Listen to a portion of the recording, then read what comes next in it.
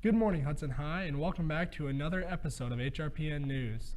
In today's show, we'll get a chance to see a teacher profile and a story about snow days. All of that with weather and sports coming up next.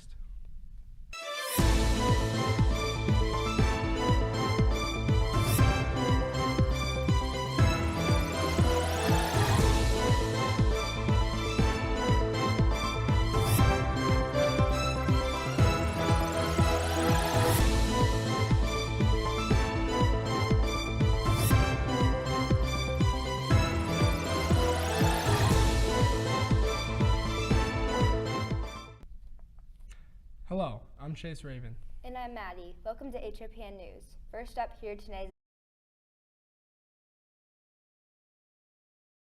Did I say mine? Yeah. Hello, I'm Chase Raven. And I'm Maddie Webster. Welcome to HRPN News. First up here today. What are we doing?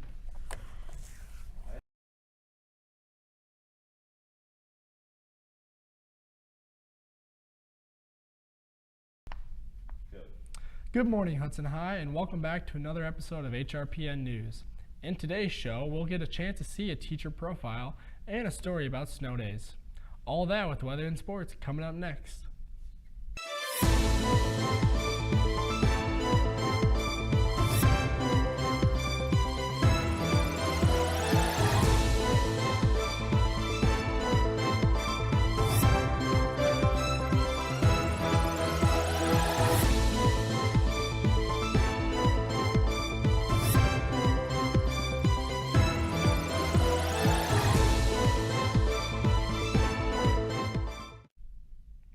Hello, I'm Chase Raven. And I'm Maddie Webster. Welcome to HRPN News. First up here today's announcements. The Raiders store is still open during lunch and online. There are only 20 days left of school. Tomorrow Hudson has 2 home games with varsity baseball hosting EC North and varsity softball playing EC Memorial. And now it's time for the lunch report.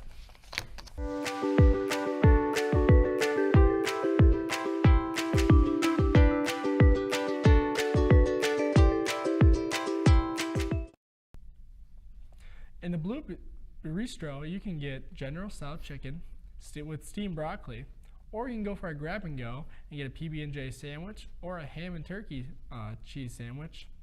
And in the Elwyn's Cafe, you can always get your strawberry parfait. Delicious. Make sure you get yourself a great meal today. And now to Max for his report on Mrs. Pam. Hi, Hudson High School. I'm interviewing Pam Plager, a new SPED teacher at the Hudson High School. Hi there. Pam, where do you work in the school? I work in the special ed department with Mrs. Cowles. It's down on the west side of the school. Okay. And what do you do here? I'm a paraprofessional, and I work with several different kids and go to their classes with them for extra help. And what got you into this job? I was in between jobs, and I saw an ad looking for a paraprofessional special ed in the elementary, and when I interviewed, they asked if I'd be interested in high school kids, and I thought that sounded great. And what motivated you to start working with kids? I think I've always wanted to work with kids. I had just taken a different path out of high school, and I just wanted to get back into working with kids again. Yeah. And are you enjoying your time at Hudson High School? Yes, I am. Nice. Thank you for the interview, Pam. Thank you. Thanks, Max. And now to Preston for his report on snow days. Here's a quick interview with Mr. Ballard relating to school closures.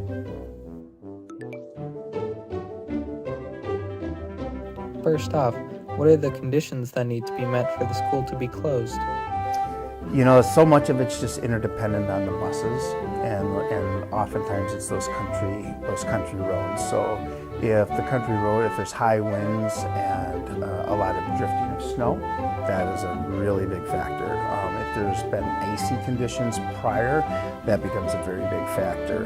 And then of course there's a factor of just cold temperatures and having students stand there out at a bus stop, right? So usually when it gets to be approaching that 30 below wind chill, that becomes a real concern for us, and certainly if it dips much lower than 30 below wind chill, we're typically looking at a possibility of a cancellation. Are any changes being made to upcoming school years? Doing that. So there is a calendar committee that our Assistant Superintendent, Mr. Grambo, oversees. And this upcoming year, you're going to see something a little bit different, where if we have days that are canceled before certain thresholds, like let's say before the holiday break, then for every day that's canceled, it'll trigger a plan for when those days will be made up. So it won't have this feeling of, I wonder what we're going to do next. We ran into that with so many this year. We ran into questions about, well, when is our last day of school, and what, we lost our Wednesday early release time. And so some of those things that we felt impacted here at our high school, they were being made kind of as we were going along, where now there's going to be efforts to say, here's the plan ahead of time, and we'll just follow that plan. With that, it's back to you. Thanks, Preston, and we'll be back right after this.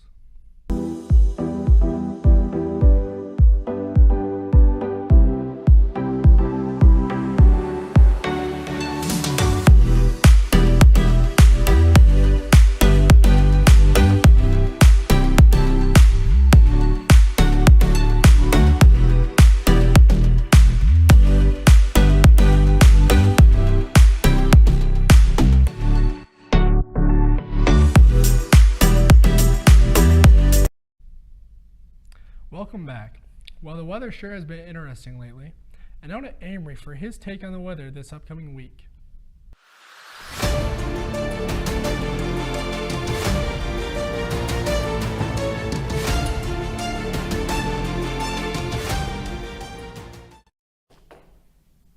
Hello folks, Amory Thanos here with this week's weather report. So for today, beautiful day, high of 75, a low of 53, very sunny with only a 5% chance of precipitation. Tuesday, tomorrow, 81 high, so another beautiful day, 51 low, partly cloudy, so not as much sun with only a 5% chance of rain.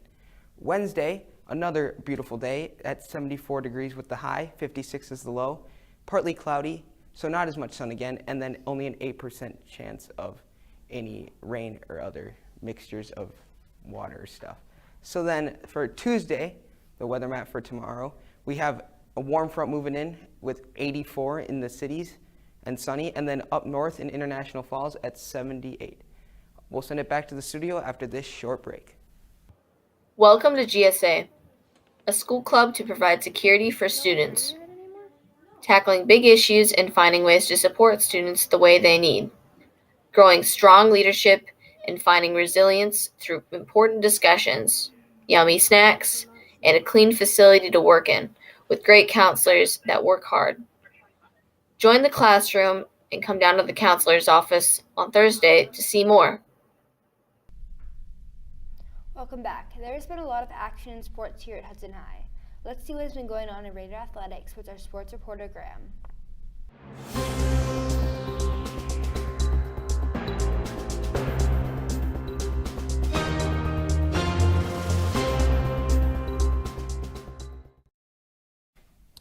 Hi, I'm Graham Sitlow with your sports report. Starting off at the top, we had boys golf at Hayward, and overall they took second place. Then boys baseball versus New Richmond, they took the W 5-2. Boys tennis versus Holman, they ended up taking first overall. And then boys track at New Richmond, they took seventh place. Girls track at New Richmond, they ended up taking fourth place. Then girls soccer versus DC Everest, it ended up being a tie 2-2. Then girls softball versus McDonald Catholic, they took the dub 4-3. And then girls softball again versus Prescott, they ended up losing 9-8. And then girls soccer versus Kimberly, they ended up losing 3-0. Then boys golf at River Falls, they came second. And then girls track at Hudson, they ended up taking first place. Boys track at Hudson, they ended up taking third. And then boys tennis versus Menominee, they lost 5-2. And boys baseball versus Rice Lake, they won 3-0. Girls softball versus Rice Lake, they won 7-2. And then girls soccer versus River Falls, they ended up taking the W there. And now we are going to Joey's story about the jug. I'm Joseph Arosik, and I'm here reporting for HRPN News. I am here to talk about the rivalry between River Falls and Hudson Raider football. This is my story about the Little Brown Jug. The Little Brown Jug is a traveling trophy between River Falls and Hudson. While the two rivals has been doing it out since 1899, the Jug trophy was established in 1953. The first Jug game was a victory for River Falls. The jug is a simple glass white container that was left behind after a River Falls Hudson skirmish was entailed, meant to be returned the following year. It quickly became the most sought out after a victory. The schedule: River Falls leads the overall series 56-49. River Falls leads the Jug series 37-32.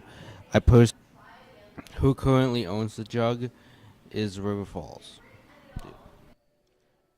And that is where the Jug should be next year. Our story.